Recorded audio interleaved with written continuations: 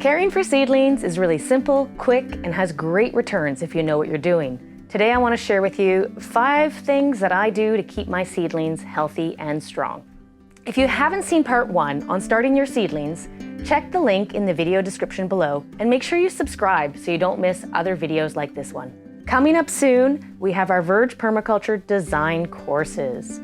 If you're just new to permaculture or if you're looking for the next step, stick around to the end and I'll tell you some more. Now on to the video. If you saw my last video, you've just started your seeds.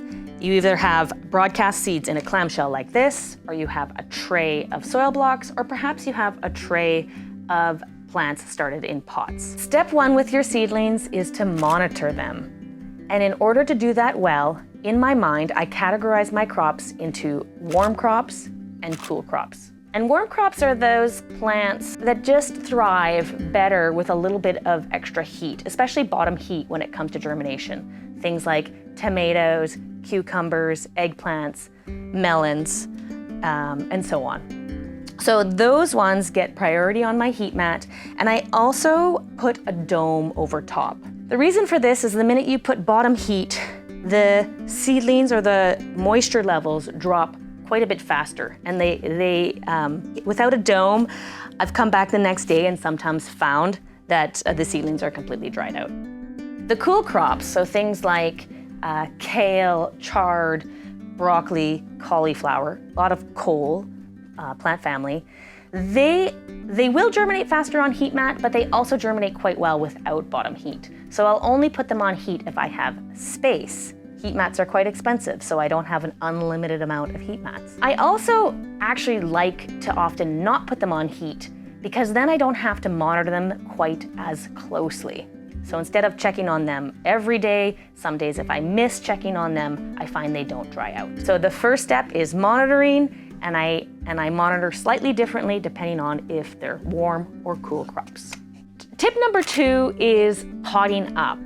If you're growing out your seedlings to be a medium or a large size, you're almost certainly going to need to pot up your small plants from small containers into large containers. The reason for this is if you don't do it, your roots get root bound, and it actually will stunt the growth of your plant indefinitely. You'll have smaller plants at the end of the day. How do you know if your plants are ready to be potted up? I use a really simple rule of thumb that's worked quite well for me over the years. I look at the depth of, or the approximate size of the soil container, and I try not to let my plants get more than double the height of the size of the container. For sure, this one's very close to double the size of the container.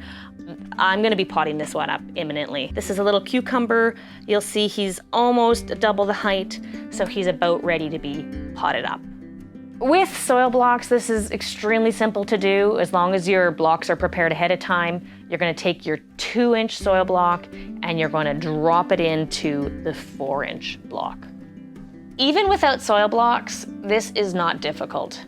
It simply requires a larger pot and potting mix. Just note that I always like to add a bit of compost to my potting mix.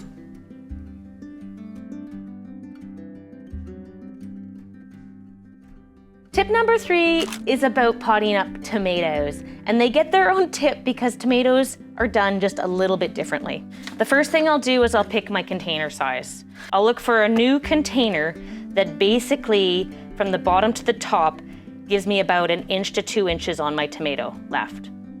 Because what I'm gonna do is I'm actually gonna pop my tomato out like this gently, and I'm going to put the tomato all the way in the bottom. You're actually gonna bury them right up to, it's not a technical term, but I call it their neck. So the idea is that you bury the stem of the tomato and you only leave a little bit of tomato up above the soil. But before that, I'm gonna do a few things. I like to rip the leaves just very carefully off the stem on the parts that the stem are gonna be covered by soil. And it's always better to just kind of snap them off. You push down on the tomato leaf and it'll snap at the weakest point. It's a really good idea to do that step a day before you pot up your tomato, just to give the wound a little bit of a chance to heal. gonna drop the tomato in there. And we're gonna add soil carefully.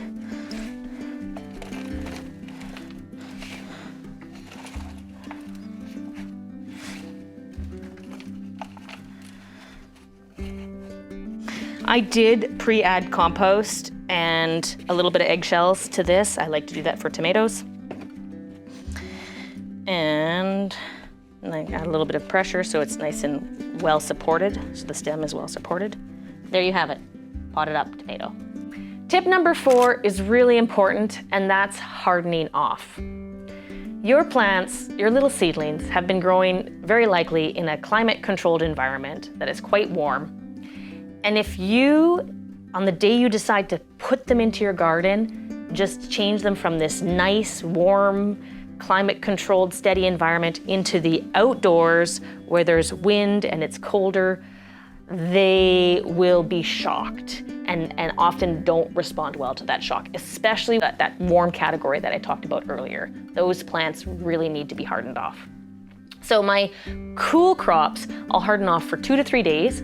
And really it just means I take the trays containing the cool crops, I put them on a table outside early in the morning, and then before I go to bed at night, I bring them back into, in my case, into the greenhouse. In your case, it might be into your house.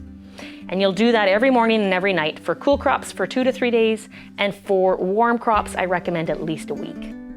Tip number 5 is another type of technique called pricking out. And I'll use this technique mostly when I'm working with seeds that I've broadcast into clamshells, like these cosmos. When you prick out, what you're gonna do is use a pencil and honestly, it's called pricking out because it's exactly what you're doing. You're gonna prick out one little plant at a time and pot it up into a larger pot, or I try really hard to time the starting of my seedlings so that I actually am pricking them out straight into my garden. These ones are ready to be pricked out when the plants are about 1.5 inches tall, typically. So you'll see these cosmos are a little bit past when I should have picked them out. I should have done it maybe a few days ago. These zinnias are almost the perfect size, and these violas are too small. To prick out a plant, you simply grab your pencil, reach down and down into the root zone, and use your pencil to loosen up the plant really gently, and you pull on one of the leaves and not on the stem. And the reason you want to pull on a leaf and not the stem is that if you break a leaf, you don't kill the plant. If you break the stem, you kill the plant. So always prick out by pulling on one of the leaves. And, I've loosened up the soil so I'm able to fully pull out this plant. I've done a really good job if there's a soil kind of stuck to the roots. And then I'll have some pots ready to go here, or else, if I'm going straight into the soil outside, I'll be putting it straight into the ground. But make sure you hardened off your clamshell if you're going to go straight into the ground. I'll put that guy in there, add a little soil.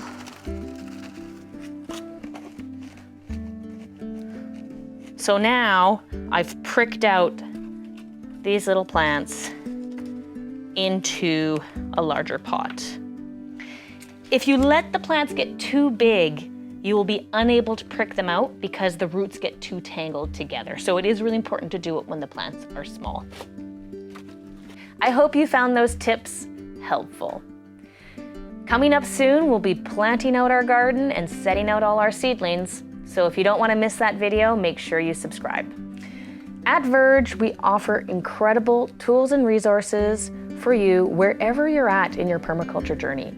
So whether you're taking your first step, looking for specialized courses, or advanced planning and design, we've got you covered.